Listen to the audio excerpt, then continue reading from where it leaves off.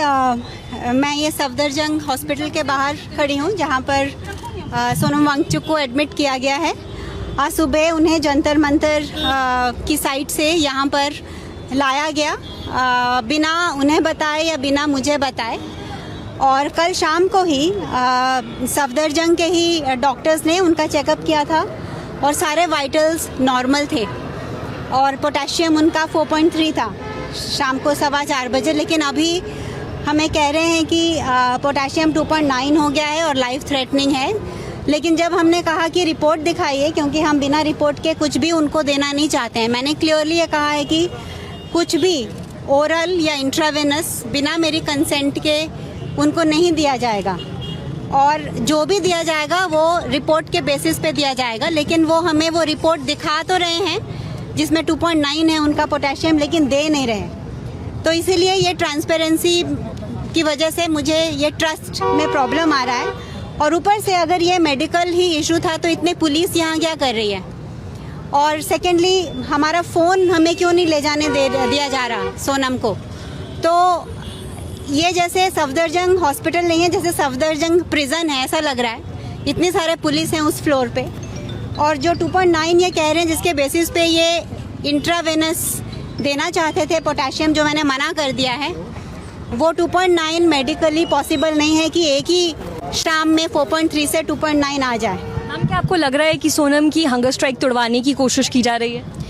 हाँ, डेफिनेटली ये तो उनकी रूल बुक का ही एक पार्ट है। ये तो हमको पता ही था कि वो कोशिश करेंगे कि जो मंडे, एक्चुअली ये जो पिछले 20 दिनों से प्रोटेस्ट चल रहा है, ये एक मिसाल है देश में कि जिस जेनजी को इतना उनके बारे में बुरा भला कहा जा रहा था, उसी जेनजी ने ये दिखाया है कि कितने पीसफुल प्रोटेस्ट से, कितने सही तरीके से हम अपनी मांगों को आगे रख सकते हैं। तो ये प्रोटेस्ट इतने अच्छे तरीके से किया जा रहा है और इसीलिए सोनम वांगचुक इसके साथ ये जुड़े, बहुत ऑर्गेनिकली इसके साथ जुड़े, क्योंकि उनको यूथ की ये मांग बिल्कुल सही लग रही थी कि एजुकेशन के लिए, एजुकेशन की ट्रांसपेरेंसी के लिए, एग्जामिनेशन के लिए जो यूथ मांग कर रहे हैं, जो उनका भविष्य इस पर डिपेंडेंट है, वो बिल्कुल सही है मांग।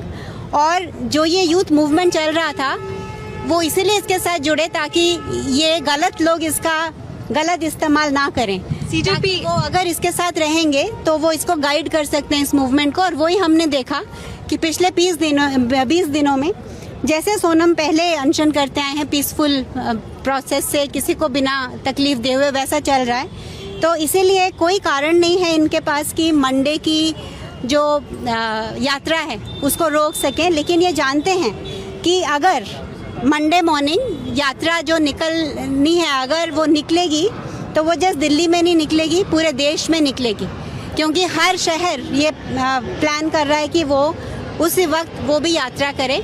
और अगर सोनम की तबीयत, मुझे तो नहीं लगता कि उसमें कुछ ख़राब है उनकी तबीयत, वो बिल्कुल ठीक है। और हम एक थर्ड पार्टी लैब से दोबारा वो टेस्ट रिपीट करने जा रहे हैं बिना उनको दवाई देने के पहले, और वो बिल्कुल ठीक हो जाएंगे और वो यात्रा के लिए रेडी होंगे। और ये आंदोलन बाकी के बच्चों ने, इंक्लूडिंग अभिजीत ने, जारी रखा है।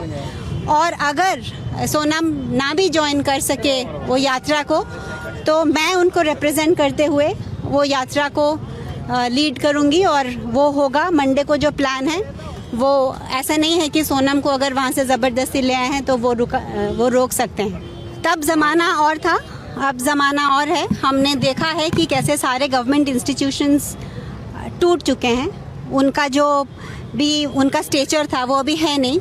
हाल ही में मैंने सुप्रीम कोर्ट में सोनम को बाहर निकालने का जो मुहिम चलाई थी, उसमें ये पता चल गया है कि हमारी जुडिशरी जो है वो कॉम्प्रोमाइज़ है, हमारी पुलिस तो कॉम्प्रोमाइज़ है ही, हमारा मीडिया भी बहुत हद तक कॉम्प्रोमाइज़ है। लेकिन क्योंकि सोनम के जो 30 साल की उनकी काम रहा है और तपस्या रही है, उनकी एक इतनी इज्जत और प्यार है लोगों के उसमें कि हर, चाहे वो जुडिशरी हो, चाहे वो पुलिस हो, चाहे वो मीडिया हो और चाहे वो एग्जीक्यूटिव हो या जो भी हो, गवर्नमेंट के दबाव में कुछ भी बेशक वो करें, लेकिन हर एक के ज़मीर में ये मूवमेंट को हेल्प करने का ही जज्बा रहता है और जिसकी वजह से आज तक ये यहाँ आया है। हाँ, उस समय उनका फास्ट तुड़वाया गया था, पर इस बार मुझे नहीं लगता कि ऐसे होने की कोई संभावना